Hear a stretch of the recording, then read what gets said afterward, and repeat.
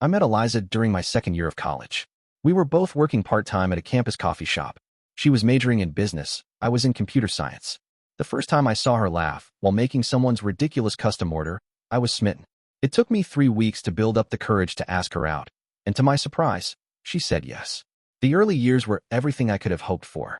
We moved in together after graduation, found jobs in the same city, and started building what I thought was our future. I helped her through the stress of her first corporate job. She supported me when I was laid off during company restructuring and had to freelance for 8 months. We adopted a dog together, a rescue mutt named Biscuit who loved her more than me despite the fact that I was the one who walked him every morning. I'm not saying it was perfect. We had our fights, our disagreements about money, about whose turn it was to clean the bathroom. But I thought we were solid. I thought we were working through things together. 3 months ago, she started acting differently. Working late, being vague about her plans, keeping her phone face down. Classic signs, I know, but I trusted her. When I finally asked if something was wrong, she said she was just stressed about a big project at work. I believed her. Then came her birthday. I had been planning for months, saved up for a ring, made reservations at the restaurant where we had our first anniversary, arranged for her best friend to secretly fly in from Seattle. The whole 9 yards. The night before her birthday, she sat me down and told me she needed space, that she hadn't been happy for a while, that she'd found an apartment and would be moving out that weekend. I was blindsided. Asked her if there was someone else. She looked away, wouldn't answer directly, just kept saying she was confused and needed to find herself. 2 days later, I found out through a mutual friend that she'd been seeing her coworker for at least 4 months. Jeremy, the guy she told me not to worry about, the guy she'd been having lunch meetings with, the guy whose name I'd seen pop up on her phone more times than I could count. I moved her stuff into the hallway that night, changed the locks, sent her a text telling her she had 24 hours before I donated everything to Goodwill. She showed up with Jeremy and his truck. Didn't even look me in the eye. That should have been the end of it. I should have moved on, focused on healing.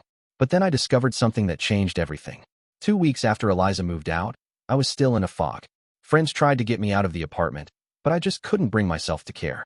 I'd go to work, come home, and stare at the walls that still had outlines where her pictures used to hang. Even Biscuit seemed depressed. He would sit by the door at 6 p.m. every day, waiting for her to come home. Then I found the notebook.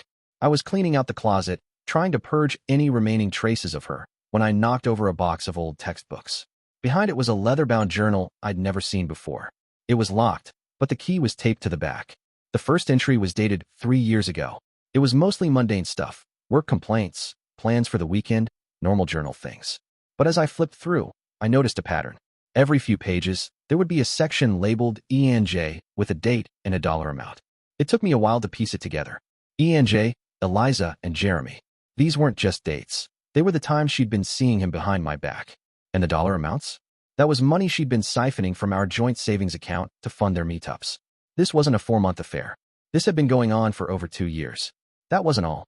There were notes about conversations we'd had, things I'd confided in her, complete with her mocking commentary. Times she'd manipulated me into doing what she wanted. A running list of my annoying habits that she shared with Jeremy for laughs. But the final blow was seeing the entry from the day before she left. She'd written, Jay said his company is definitely transferring him to Seattle next month. Told him I'd go with him. Just need to make sure I get my name off the lease and my half of the security deposit back before I tell OP. Don't want him keeping my money out of spite. She'd been planning to leave me for months.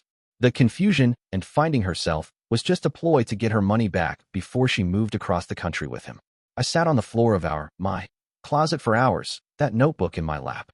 The hurt was giving way to something else now. Cold, calculated anger. See, Eliza didn't know what I knew. What she'd forgotten in her rush to move out was that she'd authorized me to manage most of our accounts, including her retirement account that her company automatically deposited into each month, the one she'd been building up for 5 years. She also didn't know that I'd been the one handling our tax returns every year, that I knew she'd been doing some creative accounting with her side gig as a social media consultant. Unreported income, fabricated business expenses, the works. And she certainly didn't know that I'd been backing up all our shared digital files, including screenshots of texts between her and Jeremy planning their little excursions using our joint funds. Time to put this knowledge to work. But I had to be smart about it. This wasn't going to be some petty revenge that would make me feel better for a day. No, this needed to be something she would feel for years to come. First step, document everything. Second step, make a plan. My plan took a month to execute, but it was worth every second of preparation. First, I compiled all the evidence from her journal, our bank statements, and those backed up conversations. I created a meticulous spreadsheet tracking every dollar she'd taken from our joint account for her rendezvous with Jeremy. It totaled just over $7,400 over 2 years. I also gathered all her sketchy tax documents, showing how she'd underreported at least $28,000 in income over the past 3 years. Then, I waited for the perfect moment. Eliza texted me 3 weeks after moving out, asking about her retirement account. She couldn't seem to access it online anymore. I told her I'd look into it and get back to her. Instead, I sent her a formal letter via certified mail, keeping proof of delivery, of course. Inside was a detailed breakdown of all the money she'd stolen from our joint account, photocopies of the relevant journal pages, and screenshots of her texts with Jeremy planning their dates using our money.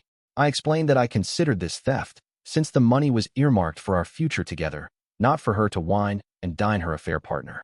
I informed her that she had 2 options.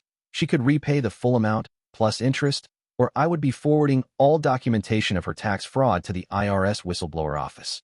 Oh, did I mention the IRS gives rewards to whistleblowers? Up to 30% of what they collect. Her creative accounting could cost her tens of thousands in back taxes, penalties, and interest. The certified letter was delivered on a Tuesday. By Wednesday night, my phone was blowing up. First with angry texts calling me every name in the book, then with panicked voicemails as the reality of her situation sank in. Jeremy called too, threatening legal action for blackmail. I simply texted him the definition of blackmail versus the legal concept of settlement for civil damages, and suggested he consult an actual lawyer before making threats. By Friday, Eliza was at my door, literally in tears. She claimed she couldn't afford to pay me back, that Jeremy had just been laid off from his job, so much for that transfer to Seattle, that she was sorry and had made a terrible mistake. I just handed her a payment plan agreement I'd already drawn up, 24 monthly payments, with interest. She signed it on the spot. As for her retirement account, I hadn't touched it. I'm not stupid. I simply changed the email address on file to an old one she no longer used, knowing she'd eventually contact me about it. I helped her regain access after she signed the payment agreement. It's been 6 months now. She's made every payment on time. I hear through mutual friends that she and Jeremy broke up 2 months after moving to Seattle. Apparently, the stress of sudden unemployment and unexpected debt took its toll on their relationship. Last week, I received a long email from her, apologizing for everything, saying she'd been selfish and immature, asking if we could talk about reconciliation. I didn't respond. Instead, I took Biscuit to the dog park where we met a veterinary student named Mia. We've been on 3 dates so far. I'm taking it slow, being cautious with my trust. But for the first time in a long time, I'm looking forward instead of back. The money keeps flowing into my account each month, a regular reminder that actions have consequences. I don't consider it revenge anymore. I consider it justice. And the best part? I did it all legally, with documentation and receipts. No one can say I didn't take the high road. Sometimes the best revenge isn't some grand gesture. Sometimes it's just holding someone accountable for exactly what they did, nothing more and nothing less.